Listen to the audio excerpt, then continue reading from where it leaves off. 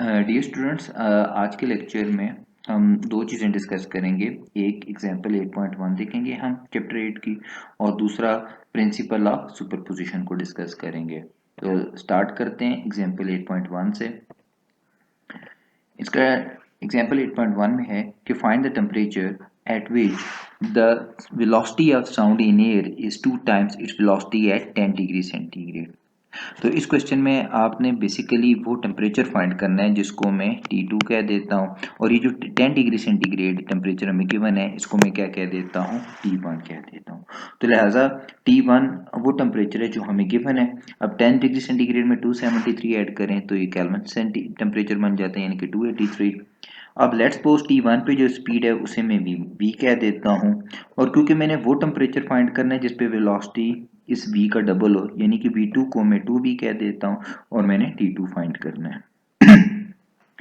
अब जैसा कि स्टूडेंट्स आप जानते हैं कि जो वेलोसिटी है वो डायरेक्टली प्रोपोर्शनल होती है square root of absolute temperature के।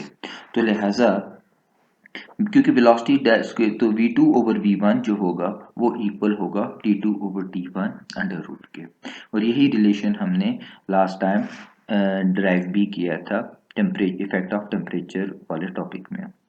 अब v2 की जगह मैं 2v पुट कर दूंगा ये, और v1 की जगह मैं v पुट कर दूंगा, और t1 की जगह 283 पुट कर दूंगा। ये वैल्यूज पुट करने के बाद मुझे इक्वेशन मिलेगी। अब v से कैंसिल हो जाएगा तो मेरी इक्वेशन सिंप्लीफाई होकर ये रह जाएगी 2 is equal to under root T2 over 283। अब दोनों तरफ स्क्वायर ले लेते हैं तो ये 4 हो जाएगा, और दूसरी साइड के अंडर रूट कैंसिल हो जाएगा। अब 283 यहाँ पे डिवाइड हो रहा है, इधर आके मल्टीप्लाई होगा, तो लिहाजा T2 हमारे पास इक्वल हो जाएगा 4 टाइम्स 283। तो ये T2 हमारे पास आ गया 1132 केल्विन। अब केल्विन से सेंटीग्रेड में कन्वर्ट करने के लिए -273 को माइनस कर देंगे तो ये आंसर आ जाएगा 859 डिग्री सेंटीग्रेड और 1132 केल्विन। तो इस तरह स्टूडेंट्स हम अपना कैलकुलेशन कंप्लीट कर लेंगे। अब चलते हैं अपने टॉपिक की तरफ जो कि है प्रिंसिपल ऑफ सुपरपोजिशन। अच्छा, सुपरपोजिशन का प्रिंसिपल ऑफ सुपरपोजिशन से क्या मुराद है? प्रिंसिपल ऑफ सुपरपोजिशन ये हमें कहता है कि सपोज अगर आपके पास प्रिंसिपल ऑफ सुपरपोजिशन कहता है कि सपोज अगर एक लेट्स सपोज ये मेरे पास एक मीडियम है और एक स्ट्रिंग है, इसके साथ मैं 3 मजीद स्ट्रिंग्स अटैच कर देता हूँ, 1 2 और 3।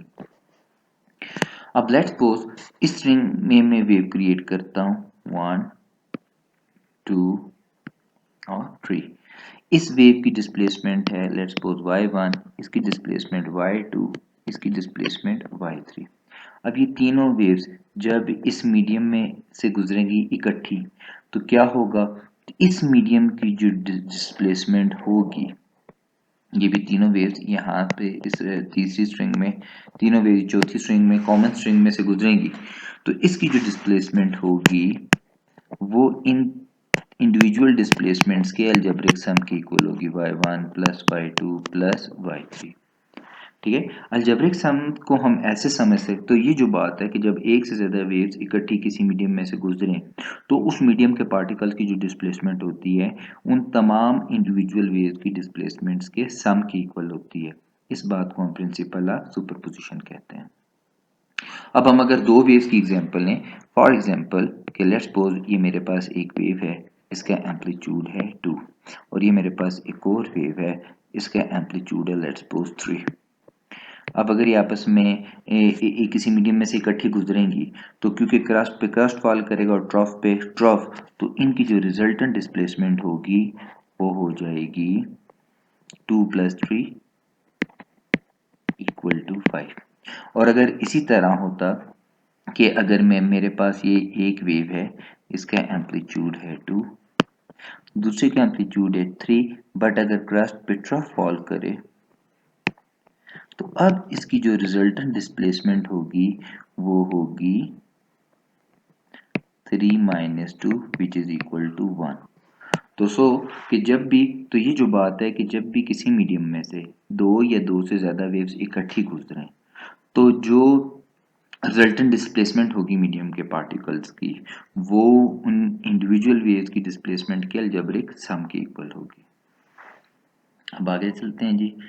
तो प्रिंसिपल ऑफ सुपरपोजिशन की स्टेटमेंट ये है कि if a particle of a medium is simultaneously acted upon bye n waves such that its displacement due to each of the individual waves be y1 y2 up to yn, यानी कि अगर एक particle से n waves इकट्ठी गुजरें, simultaneously गुजरें, और हर एक wave की displacement y1 y2 और अप टू yn हो, then the resultant displacement of the particle, तो जो पार्टिकल की रिजल्टेंट डिस्प्लेसमेंट होगी under the simultaneous action of these n waves, इन एन वेव्स की वजह से वो algebraic sum of all the displacements होगी, यानी कि वो ये तमाम जो y1 y2 है इनके अलजेब्रिक सम के बराबर होगी, यानी जो रिजल्टेंट डिस्प्लेसमेंट y होगी वो y1 y2 y3 y4 और yn के अलजेब्रिक सम की इक्वल होगी।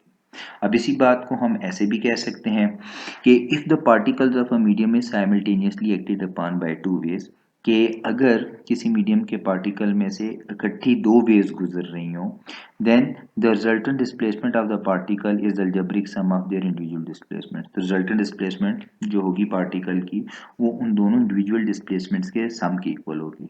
इसे हम प्रिंसिपल ऑफ सुपरपोजिशन कहते हैं। अब इसको दोबारा समझते हैं। मसलन जैसे ये दो वेव्स हैं, लेट्स सपोज इसका एम्पलीट्यूड 2 है, इसका भी एम्पलीट्यूड 2 है। अब क्रस्ट पे क्रस्ट है, ट्रॉफ पे ट्रॉफ है, तो जब ये आपस में गुजरेंगी तो इस तरह की इंटरफेरेंस को हम कंस्ट्रक्टिव इंटरफेरेंस कहते हैं। तो 2 + 2 रिजल्टेंट डिस्प्लेसमेंट आपस में ऐड हो जाएगी, तो जो रिजल्टेंट वेव होगी इसका एम्पलीट्यूड 4 होगा, तो लिहाजा ये जो डिस्प्लेसमेंट है ये 4 होगी। इसी तरह अगर इसका एम्पलीट्यूड 2 हो, इसका भी एम्पलीट्यूड 2 हो, पर क्रस्ट पे ट्रफ फॉल करे, तो अब क्या होगा कि रिजल्टेंट जो वेव होगी उसकी जो डिस्प्लेसमेंट होगी वो 2 - 2 होगी, यानी कि 0। तो इस तरह रिजल्टेंट वेव आपकी कैंसिल आउट हो जाएगी।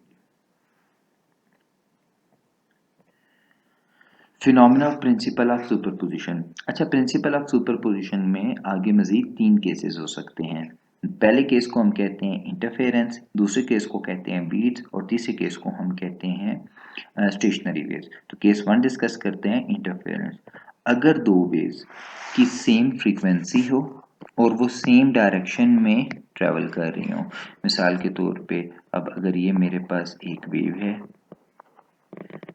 और ये इस डायरेक्शन में प्रोपेगेट कर रही है, ये मेरे पास दूसरी वेव है, ये भी इस डायरेक्शन में प्रोपेगेट कर रही है, तो जब ये आपस में सुपर इम्पोज होंगी तो इनके रिजल्ट को हम इंटरफेरेंस कहेंगे। ठीक है, और इसमें दो तरह की इंटरफेरेंस हो सकती है। अगर क्रस्ट पे क्रस्ट फॉल करे तो वो रिजल्टेंट वेव का एम्पलीट्यूड बढ़ जाएगा, इसे हम कंस्ट्रक्टिव इंटरफेरेंस कहेंगे, और अगर क्रस्ट पे ट्रफ फॉल करें तो रिजल्टेंट वेव का एम्पलीट्यूड कम हो जाएगा, इसे हम डिस्ट्रक्टिव इंटरफेरेंस कहेंगे, जैसा कि आपने पिछली स्लाइड पे देखा था। दूसरा होता है बीट्स। अगर आपके पास दो वेव्स हों, उनकी फ्रीक्वेंसी में स्लाइट डिफरेंस हो पर वो सेम डायरेक्शन में ट्रेवल कर रही हो, कि फॉर एग्जांपल ये मेरे पास एक वेव है, ये इस डायरेक्शन में ट्रेवल कर रही है, ये मेरे पास दूसरी वेव है। अब नज़र आ रहा है कि इसमें साइकिल्स कम हैं तो दूसरी वेव की फ्रीक्वेंसी कम है। जब ऐसी वेव्स आपस में मिलती हैं तो इनकी इंटरफेरेंस को हम बीट्स कहते हैं। अब ऐसी वेव्स की जो इंटरफेरेंस होती है उसके रिजल्ट में हमें कुछ इस तरह की वेव मिलती है, कुछ इस तरह की वेव, जिसे हम आगे जाके डिस्कस करेंगे डिटेल से, कि इसमें कहीं पे एम्पलीट्यूड मैक्सिमम हो जाता है, कहीं पे मिनिमम हो जाता है। यानी कि अगर दो साउंड वेव्स में डिफरेंट फ्रीक्वेंसी की साउंड वेव सेम डायरेक्शन में ट्रैवल कर रही हैं तो उनकी इंटरफेरेंस को हम बीट्स कहेंगे। और बीट नोट ऐसी होती है कि एम्पलीट्यूड मैक्सिमम हो जाता है, फिर मिनिमम हो जाता है, फिर मैक्सिमम हो जाता है, फिर मिनिमम हो जाता है, और ये पीरियोडिकली होता है। इस फिनोमेना को हम बीट्स कहते हैं, जो कि आगे हम डिटेल से डिस्कस करेंगे। तीसरा केस है स्टेशनरी वेव्स। अगर दो वेव्स हों, उनकी फ्रीक्वेंसी सेम हो पर वो ऑपोजिट डायरेक्शन में ट्रैवल कर रही हो, कि मिसाल के तौर पे अगर मैं एक स्ट्रिंग लेता हूँ और उसको एक सिरे से बांध देता हूँ, ठीक है। अब अगर मैं क्या करता हूँ तो इसमें ए वेव्स प्रोड्यूस करता हूँ, तो इसमें एक वेव तो वो है जो आपने प्रोड्यूस की है, दूसरी वेव वो होगी जो रिफ्लेक्ट होके आ रही होगी।